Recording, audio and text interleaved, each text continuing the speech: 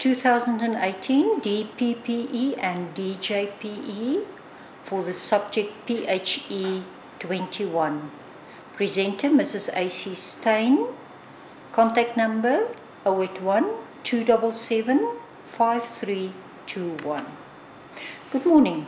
I'm Mrs. A.C. Stein, your tutor for Phe21 for this year. Welcome to the presentation for the subject. I hope you enjoy your studies and that you will be successful this year. Success comes with dedicated, consistent work. My contact details are 081 277 5321. That's the cell phone number, and the email address ancistein@hotmail.com. You're welcome to contact me from Mondays till Saturdays from 8 a.m. till 8 p.m. You can either phone me or SMS or email me, and in the latter case I can send you a detailed answer. Please feel free to ask if anything is unclear or if you have problems regarding your subject. I'm willing to assist as far as I can. I'm going to discuss the most important facts of each unit separately.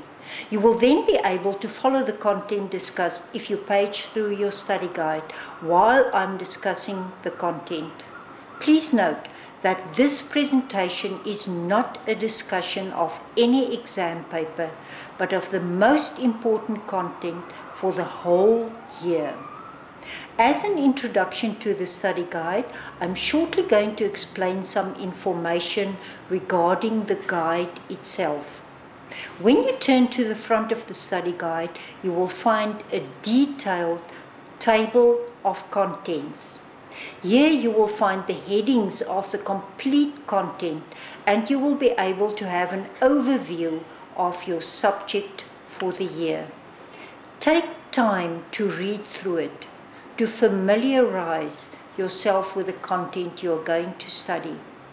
On page 7 and 8, that is in the DPPE study guide, and 1 to 3 in the DJPE study guide, you will find very important information about several issues and also regarding the time you are required to spend with the subject in order to be a successful student.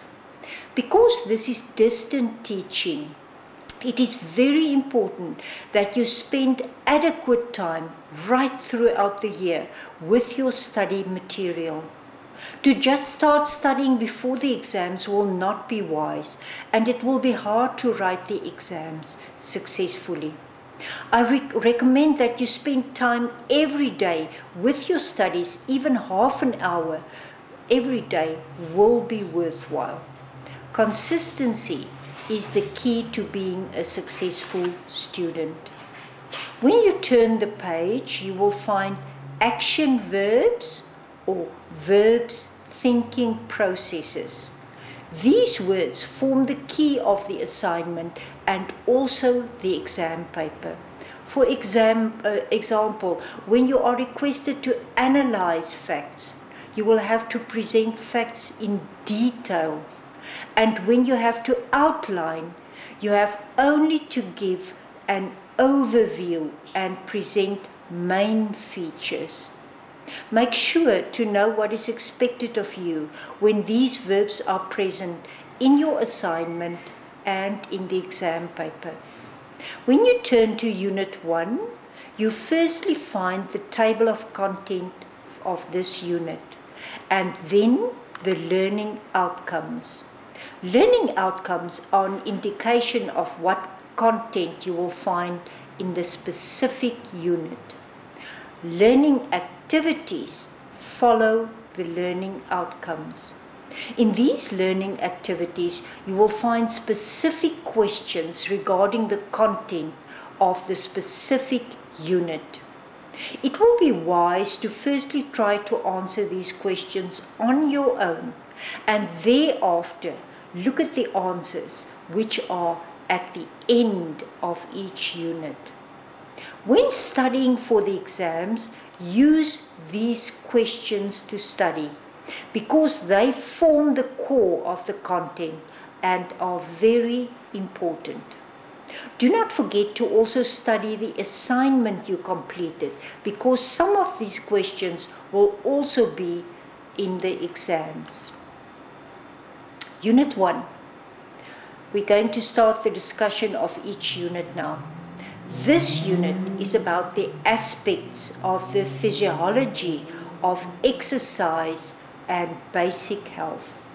And in 1.1, the study field of physiology is set out in detail. To understand the difference between physiology and anatomy, I'm going to discuss each term shortly.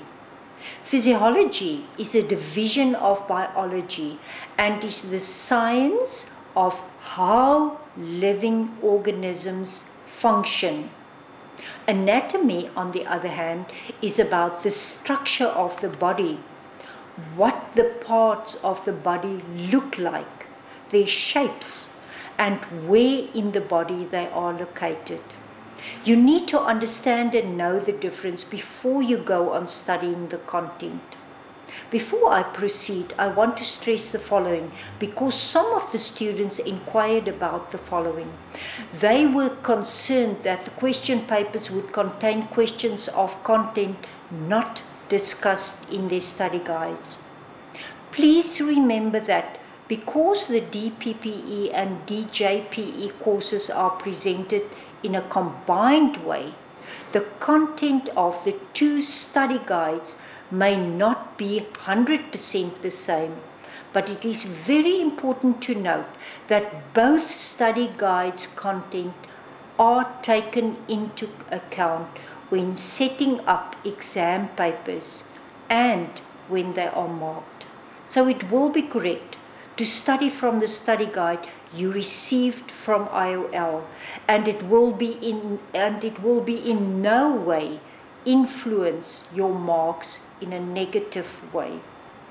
Because the learning activities play such a vital role in your studies, I'm going to refer to them quite often. I'm going to proceed to 1.2, where the different systems of the body is discussed. The nervous system consists of the central nervous system, which include the brain and the spinal cord, and the peripheral system, which connects the central nervous system to the rest of the body. The endocrine system consists of different glands. Look them up in your study guide to know them. These two systems are the most important to know. Study them in detail and know them as set out in your study guide. The immune system consists of the white blood cells, the thymus, the lymph nodes, and channels. Important to know that, so make sure to study it. 1.3 explains why and how exercise promotes health and fitness. Exercise helps people become fit and also enables them to remain fit when done regularly. But there are many other benefits, like it strengthens the body and plays a role in keeping it disease-free. It helps with weight management. It also impacts brain function and combats the negative effects of stress. In fact, there are many more benefits. Make sure to study them. In 1.4, the meanings of certain fitness terminology are set out. Very important to know. Let us look at flexibility, the most important one. This is the ability of the various joints to move through their full range of motion, like as set out in the DPPE study guide.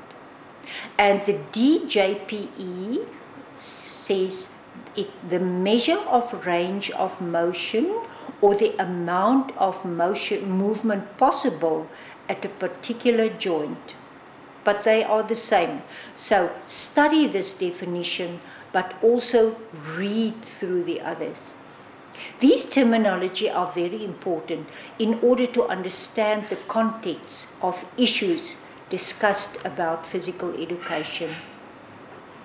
The next important content you will find in 1.6. There are many health problems in young people today, like HIV, malnutrition, and quite a few other problems, not only in young people but also adults. Study to name them, but also to describe them. In 1.9, you will find the influences of physical education on emotional stability.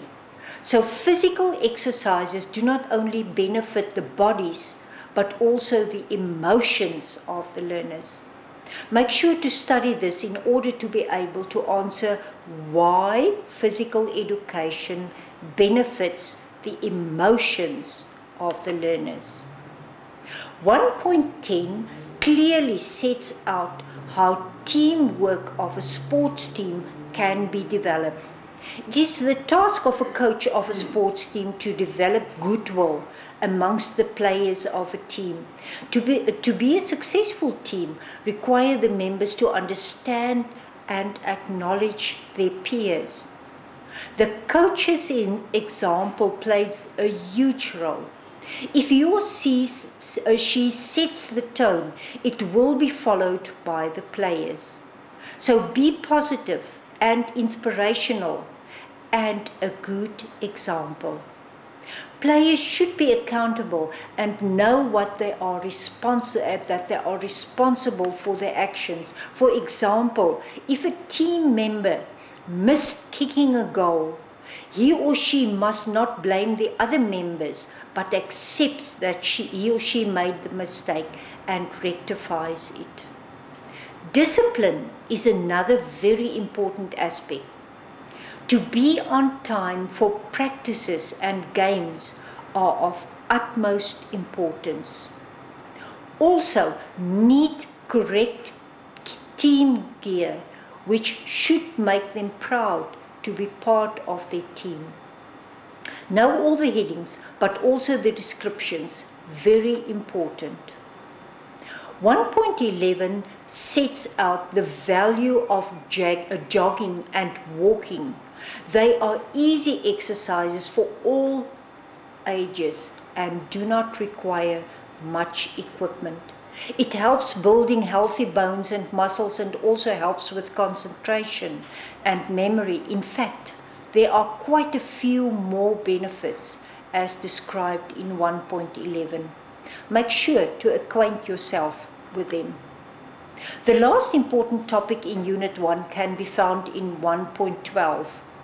Monitoring one's own fitness is very important, also because you as physical education teacher should set the tone. You will have to measure your own heart rate. Do you know how? Look it up in 1.12. Also, does one have to monitor your food intake? You have to test your muscular endurance, test your flexibility, etc. Study this topic in detail. So this concludes the discussion of Unit 1 then. Let's page to Unit 2. Unit 2 is about the aspects of movement theory and games for different phases of learners. Throughout the development of young children, they will be able to play certain games, but the success of the game will depend on their level of development. And 2.1 describes the 3 categories of movement skills, and they are very important to know, and also you should be able to describe each one in detail. The first one is locomotion. Locomotion are the movements where the body is transported in a horizontal or vertical direction from one point in space to another. In other words, when a person runs or jumps or hops or skips, the body is in a vertical position and moves from one point to the other. In other words, locomotion. Manipulation is when gross motor movements take place, and when these movements involve giving force to objects and receiving force from objects. To explain, when you hit a tennis ball with a racket, you give force to the object, the ball. And when you catch a netball ball, you receive force from an object, the ball. The third category is called stability. Stability movements occur when the body remains in place but moves around its horizontal or vertical axis. For example, during gymnastics, dancing and diving, these movements can take place where you remain in place but balance activities takes place. The next important point to study is 2.3, the phases of motor development, where it is explained at what age a youngster will be able to master which movements. For example, when a baby is born, even in the utero of the mother, reflexive behavior takes place, where voluntary movements are done, meaning they consist of reflexes like sucking, which are essential for survival. From 0 to 2 years, rudimentary movements take place, which are the first voluntary movements which take place. Phase 3 is the fundamental movement pattern phase, 2 to 7 years of age. They now explore and learn to walk, run, jump and throw, amongst other actions. There are more phases. Study to know them all in detail as set out in 2.3. 2.4 is also important to give attention to. In each school phase of a child, certain games are appropriate to present, taking the specific age of the learners into account. So, how should a physical education teacher know which games to present for which age? Have a look at the criteria as set out in 2.4. We're going to concentrate on the pre-primary phase. It should provide safe play. It should focus on skills and strategies that are good to learn. It should meet the needs of the learners with varying abilities. Not all the learners have the same ability, although they may be from the same age group.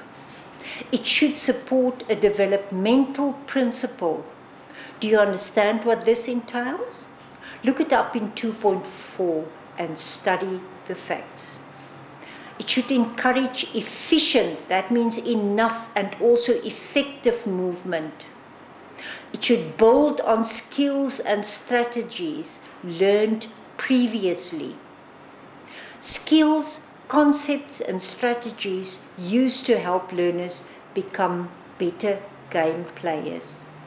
It should enhance social and emotional status. Now, I only touched on the headings. Also acquaint yourself with the content of each heading. So know the content, but also each heading. The rest of the unit is quite interesting, where games for pairs in 2.5, games for small groups in 2.6, games for larger groups in 2.7, tag and dodging games in 2.8, and race and relay games in 2.9 are described. When a game like squash is named in the exam paper, you should be able to identify that this is a game played by pairs, not a large group. Soccer is a game played by larger groups, and a tag and dodging game will be chain tag or merry-go-round. Study to know how to identify these different types of games. In 2.12, the important issue of how the different types of dance activities develop certain skills and fitness is discussed in detail. Flexibility, physical strength, and stamina are only a few. Study the complete content in this regard in 2.12. Let us turn to Unit 3 now, where good playground features are discussed. In 3.1, it is important to study the skills practiced when learners play on a playground. For example, balance, agility, strength, and quite a few more, and you should be able to name them. The features of a good playground in 3.2 and the necessary big play equipment for a good playground in 3.3 are also important content. Let us first have a look what the features of a good playground will be as set out in 3.2. It should have definite features like shade and shelter, like a water play area, a sand play area, a garden. Why do you think a garden is important? A hard surface area. For which activities do you think a hard surface area will be? Murals, what are they? Tractor tires. Can you think what they could be used for? To find the answers and descriptions of the above mentioned features, page to 3.2 and study them. In 3.3, the big play equipment necessary for a good playground are described in detail. I'm only going to touch on a few of them. Climbing structures are big play equipment, and they are there to develop their gross motor skills, like a jungle gym. A jungle gym is a climbing structure. Do you know how one looks like? Google it if you are uncertain. Slides are also big play equipment. Tunnels are big play equipment. Read the complete 3.3 to know the equipment, but also what they entail. That's important. And also which skills they specifically develop. In Unit 3, we read about the necessary big play equipment on the playground, and in Unit 4, specifically 4.1, how these equipment should be placed on a playground in order to facilitate supervision and minimize accidents. It is very important to know where and how to place equipment on a playground, because children should always be under the supervision of a teacher. And equipment should always be clearly visible from all angles. Why do you think is that? To see whether all children are safe and cared for. Not even older children should be expected from to supervise children, but only adults, teachers, should take responsibility for small children's safety on a playground. Firstly, important is to notice that all big equipment and more permanent equipment like swings and seesaws should be inspected daily for safety. Small equipment like beanbags should be placed on ground that is even and free of obstacles that children can trip over. Swings should be placed in a way that swinging do not run the risk of bumping. The teacher should walk around on the playground, thus be active and not just sit and watch them. In this way, the teacher can also reprimand learners to play safe. In 4.1, more important facts regarding this are discussed, the safety of children. Make sure to acquaint yourself with these facts. Then, how to manage group activities, games and competitions during a PE class are discussed in detail in 4.2. Positive reinforcement and to be prepared are but two important facts. Study all of them in 4.2. Some children do not enjoy competition, but a PE teacher can overcome this by presenting alternatives. For example, allow them to play a game where a score can be kept or not be kept, as they prefer. Or you can allow them to keep alternative scores. For example, give points for good sportsmanship or when they share a good strategy with their opponents. In this way, the harsh and unkind comments will be eliminated. Or learners can design their own activities. Carefully study 4.2 in detail in this regard. The next heading to study is 4.3, where the managing of equipment used during PE sessions are discussed. Equipment inventory should be taken at least 4 times per year.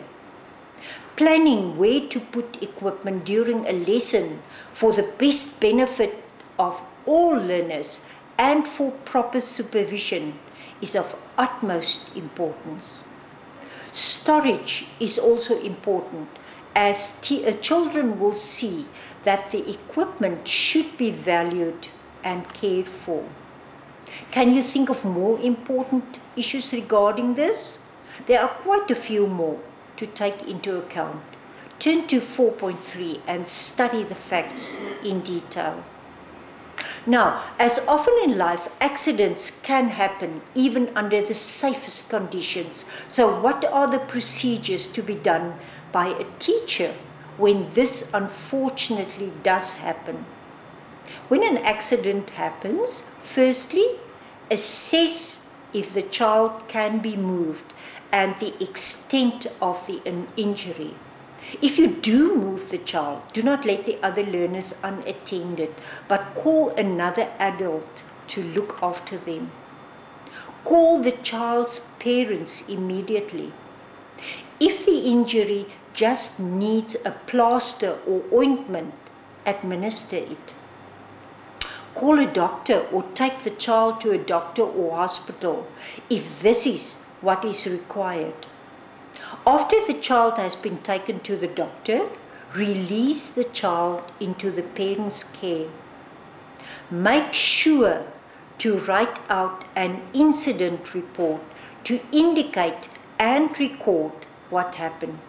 Keep this in the child's record card.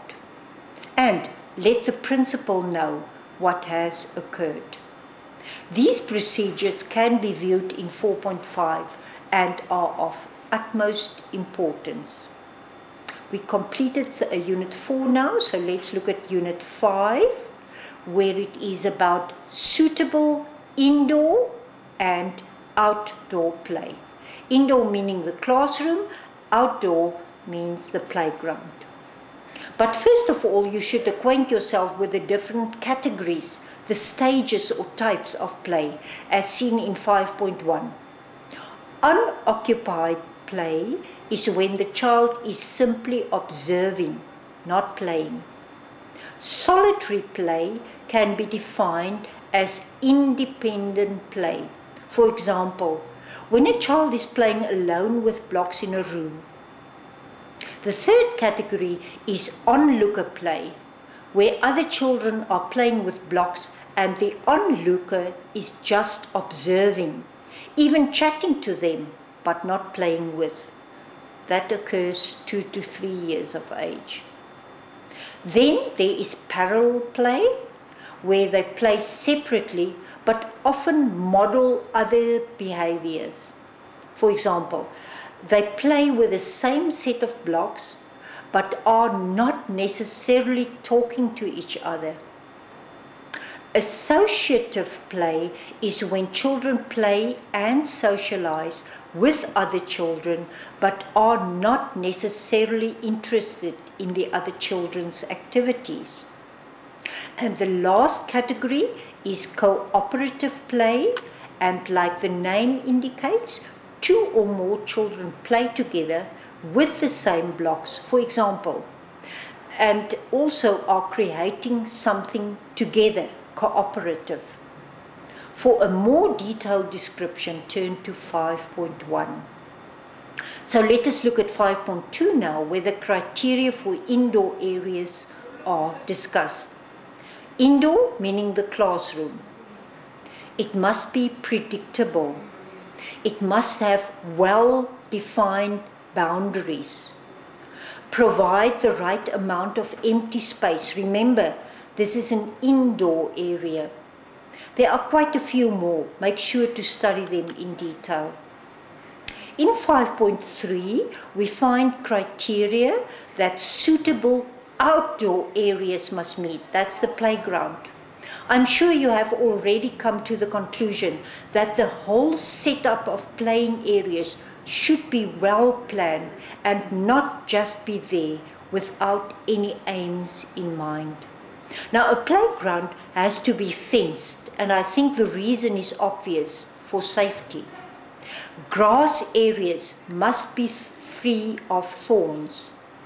The sand area must be covered at night to prevent cats from using the area as a toilet, thus for hygiene reasons. Another criteria is that there should be a great variety of play equipment to meet their developmental needs.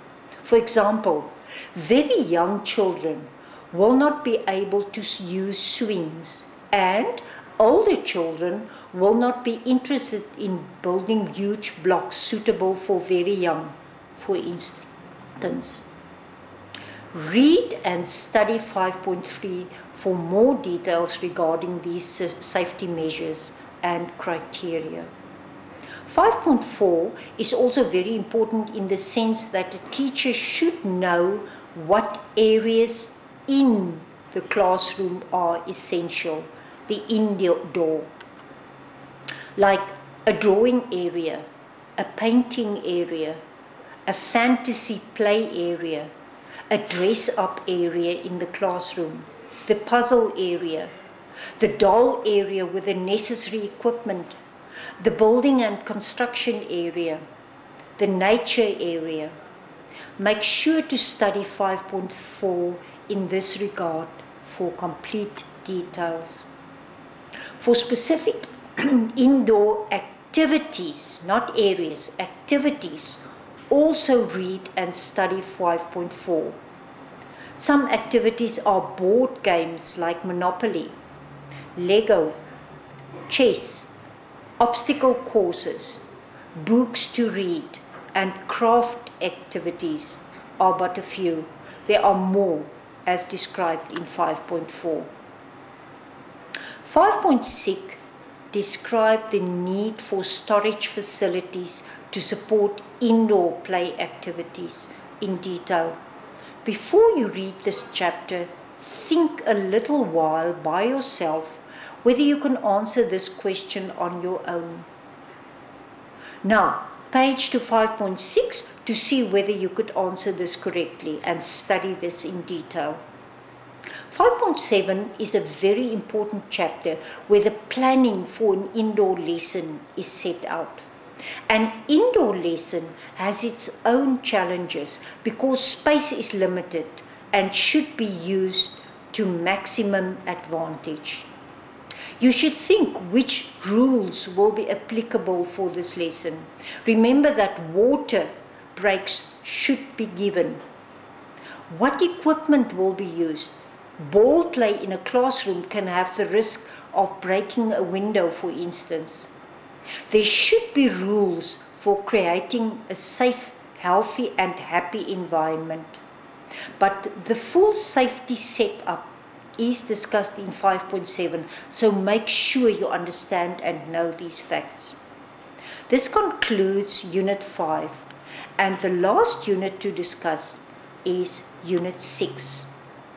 This unit gives attention to training issues for primary athletes and managing of sport events. This is a very practical unit when a physical education teacher is expected to become involved in the practical training of sports events and also the planning and executing of a sport event. 6.1 teaches why sport builds character. Study this in detail, very important for a PE teacher to know. 6.5 has very practical information with the correct starting technique. That means on your marks, get set, go. In athletics is set out. This is very important because if an athlete starts in the wrong way, he or she will not have the opportunity to be fast on the track from the start. So the on your marks command expects from the athlete to stand upright with the toe of the front foot just before the starting line. The back foot should be at the heel of the right foot. The arms hanging loosely on the side. Then on the set command, the athlete push the opposite arm to the front leg forward and lean forward slightly to place weight on the ball of the front foot. And the go command requires the athlete to drive off the front leg and swing the front arm back to take the first stride. Begin with small strides and then accelerate to full speed. It is obvious that the correct technique is of vital importance for an athlete to compete at his or her best level. And it is the responsibility of the physical education teacher to know these techniques by heart, so study to know them in detail. On the sport field, good sportsmanship is non-negotiable. So acquaint yourself with this as set out in detail in 6.8. First of all, what is sportsmanship? It is playing fair, following the rules of a game, respect for referees and officials, treating opponents with respect. Can you think of examples of good sportsmanship and bad sportsmanship? If a player questions the decision of a referee, will it be good or bad sportsmanship? And when the losing team members congratulate the winners, will it be good or bad sportsmanship? Yes, the first example is one of bad sportsmanship, and the second one of good sportsmanship.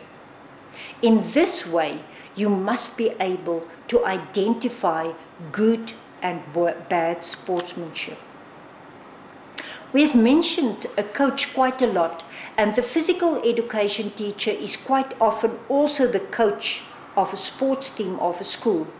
But can you think what qualities such a coach should portray? Have you thought about the following qualities? Deep understanding of the sport, how the sport should be trained, know what equipment is required. He or she should be a motivator, have effective communication skills, should be of good character and always be an example to his or her athletes, even in difficult situations, should be disciplined, should stick to the code of conduct, etc. There are many more. Study them to know them as set out in 6.9. Many times at school, the PE teacher will be held responsible for the planning, the organizing and the executing of a school sports event. This requires a lot of planning and organizing in order to be successful. It requires certain important issues to be taken care of, like before the event, all the names, surnames and birth dates of children who will be taking part should be recorded accurately. Can you think why? Read the answer in 6.10. The learners need to be divided into teams. The track should have clearly marked lanes to run in. Why do you think? The helpers should be found and informed timely what are expected from them. The parents should be informed. In fact, there are many more things to be taken care of before a successful event can take place. Read and study them all in 6.10. Now, this concludes my discussion regarding the most important facts in your study guide. As mentioned previously, make it your priority to study right throughout the year, consistently and every day, even if only for a short while, but every day. In conclusion to the presentation, I would like to mention a few important facts regarding your coming exams.